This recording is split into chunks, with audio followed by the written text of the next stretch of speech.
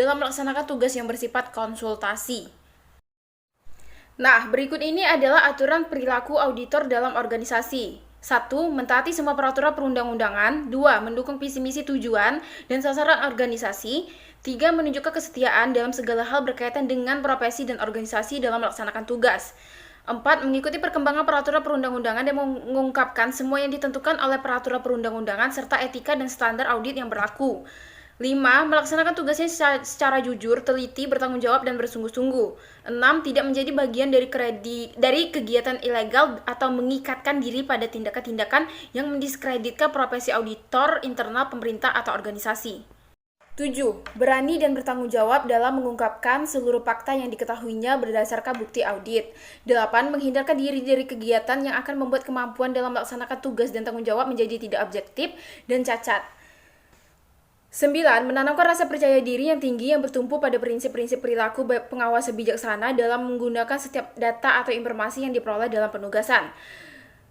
10. Menyimpan rahasia jabatan, rahasia negara, rahasia pihak yang diperiksa dan hanya dapat mengemukakannya atas perintah pejabat yang berwenang. 11. Terus-menerus meningkatkan kemahiran profesi, efektivitas, dan kualitas pengawasan. Berikutnya yaitu ada hubungan sesama auditor, hubungan auditor dengan audit, dan larangan untuk auditor. Yang pertama yaitu hubungan sesama auditor. 1. Menggalang kerjasama yang sehat dan sinergis. 2. Menumbuhkan dan memelihara rasa kebersamaan dan kekeluargaan.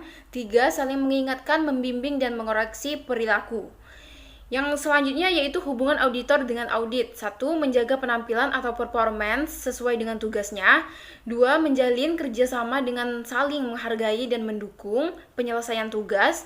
3. Menghindari setiap tindakan dan perilaku yang memberikan kesan melanggar hukum atau efek atau etika profesi terutama pada saat bertugas. Selanjutnya, larangan untuk auditor. 1. Melakukan pengawasan di luar ruang lingkup yang ditetapkan dalam surat tugas. 2. Menggunakan data atau informasi yang sifatnya rahasia untuk kepentingan pribadi atau golongan yang mungkin akan merusak nama baik organisasi. 3. Menerima suatu pemberian dari auditan yang terkait dengan keputusan maupun pertimbangan profesionalnya. 4. Berafiliasi dengan partai politik atau golongan tertentu yang dapat mengganggu integritas, objektivitas, dan keharmonisan dalam pelaksanaan tugas. Nah, selanjutnya yaitu pelanggaran. Ini pelanggaran yang tidak boleh dilanggar oleh auditor. Yang pertama, 1. Pelanggaran terhadap KEAIPI dapat mengakibatkan auditor internal pemerintah diberi peringatan atau diberhentikan dari tugas pengawasan dan atau organisasi. 2. Tindakan yang tidak sesuai dengan KEAIPI tidak dapat diberi toleransi meskipun dengan alasan tindakan tersebut dilakukan demi kepentingan organisasi atau diperintahkan oleh pejabat yang lebih tinggi. 3. Auditor internal pemerintah tidak diperbolehkan untuk melakukan atau memaksa karyawan lain melakukan tindakan melawan hukum atau tidak etis. 4. Pemeriksaan, investigasi, dan pelaporan pelanggaran KEAIPI ditangani oleh Komite Kode Etik. Nah, Komite Kode Etik melaporkan hasil pemeriksaan dan investigasi kepada pimpinan APIP. Lalu, pimpinan APIP harus melaporkan pelanggaran KEAIPI oleh auditor internal pemerintah kepada pimpinan organisasi.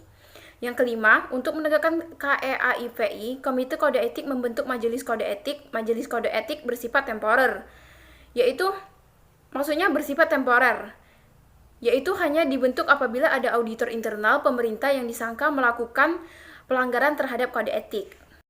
6. Keanggotaan Majelis Kode Etik sekurang-kurangnya 5 orang. Nah, ini terdiri dari 1 orang ketua merangkap anggota, 1 orang sebagai sekretaris merangkap anggota, dan 3 orang yaitu anggota. Dalam hal anggota Majelis Kode Etik lebih dari 5 orang, maka harus berjumlah ganjil.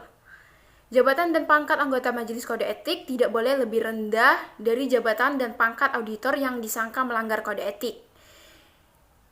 7. Majelis Kode Etik mengambil keputusan setelah memanggil dan memeriksa auditor yang disangka melanggar kode etik. Nah, keputusan Majelis Kode Etik diambil secara musyawarah untuk mencapai mufakat. Dalam hal musyawarah tidak mencapai mufakat, maka keputusan diambil dengan suara terbanyak dari para anggota Majelis Kode Etik.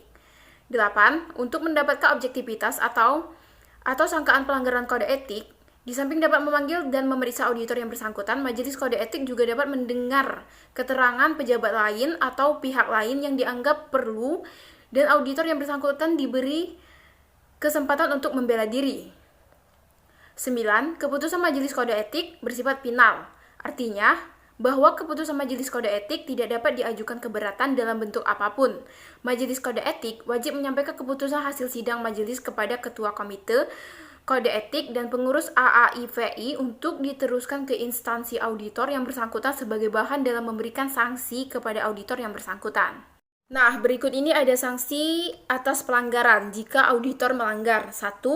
Auditor internal pemerintah yang terbukti melanggar KEAIVI akan dikenakan sanksi oleh pimpinan AVIP atas rekomendasi dari Komite Kode Etik. 2. Bentuk-bentuk sanksi yang direkomendasikan oleh Komite Kode Etik antara lain berupa teguran tertulis, usulan pemberhentian dari tim pengawasan, dan tidak diberi penugasan pengawasan selama jangka waktu tertentu.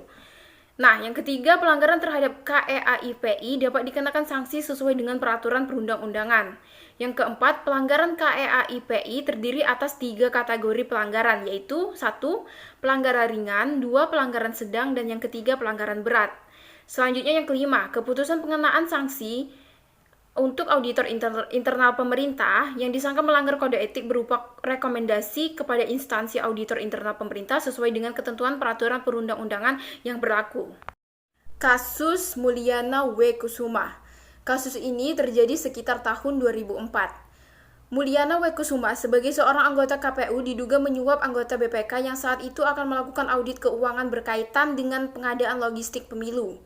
Logistik untuk pemilu yang dimaksud yaitu kotak suara, surat suara, amplop suara, tinta, dan teknologi informasi. Setelah dilakukan pemeriksaan, Badan dan BPK meminta dilakukan penyempurnaan laporan. Setelah dilakukan penyempurnaan laporan, BPK sepakat bahwa laporan tersebut lebih baik daripada sebelumnya, kecuali untuk teknologi informasi. Untuk itu, maka disepakati bahwa laporan akan diperiksa kembali 1 bulan setelahnya.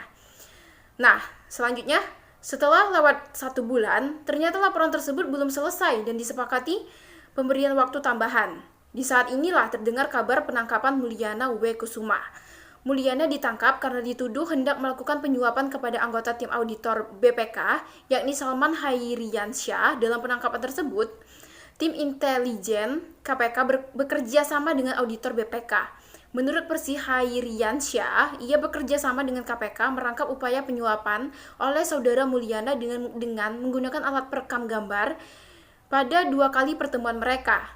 Nah, penangkapan ini menimbulkan pro dan kontra. Salah satu pihak berpendapat auditor yang bersangkutan, yakni Salman, telah berjasa mengungkap kasus ini. Nah, tapi sedangkan pihak lain berpendapat bahwa Salman tidak seharusnya melakukan perbuatan tersebut karena hal tersebut dapat melanggar kode etik akuntan.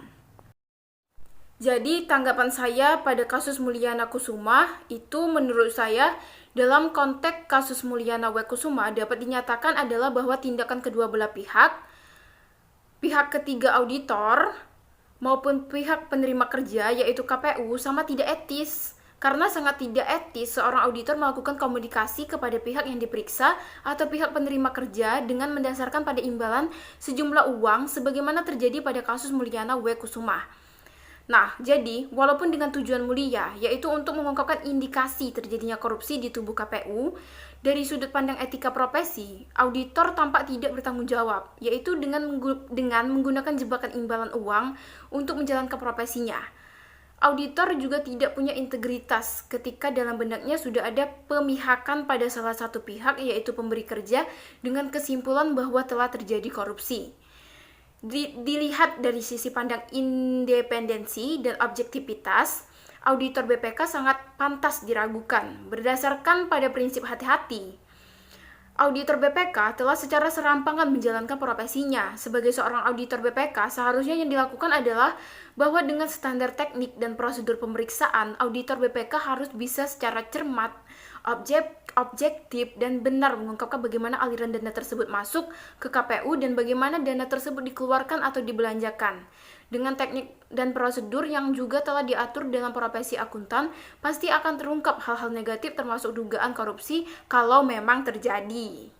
Nah, di sini juga tampak sekali bahwa auditor BPK tidak percaya terhadap kemampuan profesionalnya, sehingga dia menganggap untuk mengungkap kebenaran bisa dilakukan dengan segala macam cara, termasuk cara-cara tidak etis sekaligus tidak moralis, sebagaimana telah terjadi yaitu dengan jebakan. dengan jebakan menggunakan uang. Nah, dalam kasus ini kembali lagi kepada tanggung jawab moral seorang auditor di seluruh Indonesia, termasuk dari BPK harus sadar dan mempunyai kemampuan teknis bahwa betapa berat memegang amanah dari rakyat untuk meyakinkan bahwa dana atau uang dari rakyat yang dikelola berbagai pihak telah digunakan sebagaimana mestinya dengan secara benar, akuntabel, dan transparan. Maka, semakin lengkap usaha untuk memberantas korupsi di negeri ini. Sekian presentasi yang dapat saya sampaikan. Apabila ada kesalahan kata, saya mohon maaf. Dan saya akhiri dengan mengucapkan wabillahil taufiq wal hidayah. Wassalamualaikum warahmatullahi wabarakatuh.